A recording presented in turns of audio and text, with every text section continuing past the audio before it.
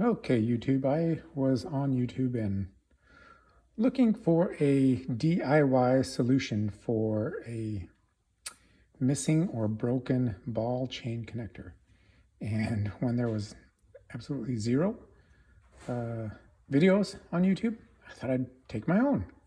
So as you can see here, I've cut a little piece out of a tin can lid. I drilled a hole in the middle, and then I used the Dremel tool to cut a slot in it. And then what I'm going to do, and I'll pause the video here, I'm going to bend the ends, and then we'll go see if this actually works. And I'll show you what I think it might. I don't know, it's an experiment. We'll see if it works. Okay, I've bent the ends like I talked about. And what this is, the idea is we're going to slip the two ends of the ball chain through that little hole in the middle, and then we'll slip one ball onto each of those sides, and we'll see if it works. First prototype may not work, but we're going to try it. We'll see. This is kind of flimsy metal. I might do it with a thicker sheet metal, but we'll go see. Okay, here's the basic concept.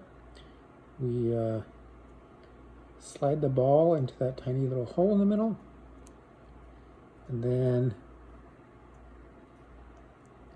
the ball chain will go on there, and then the other side, okay, and then the other side goes on the ceiling light or whatever switch you're trying to fix.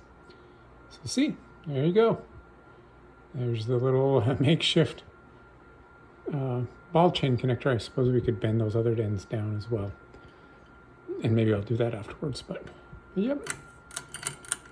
Click, click, click. You can see it's working.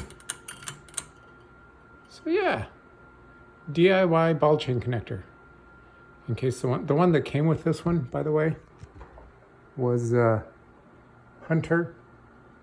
And the cheap SOB engineers sent plastic ball chain connectors with this thing. So over time, naturally, plastic gets brittle and it breaks. Stupid American engineers, or Chinese, I don't know. Anyway, replaced with the metal one. It's going to work.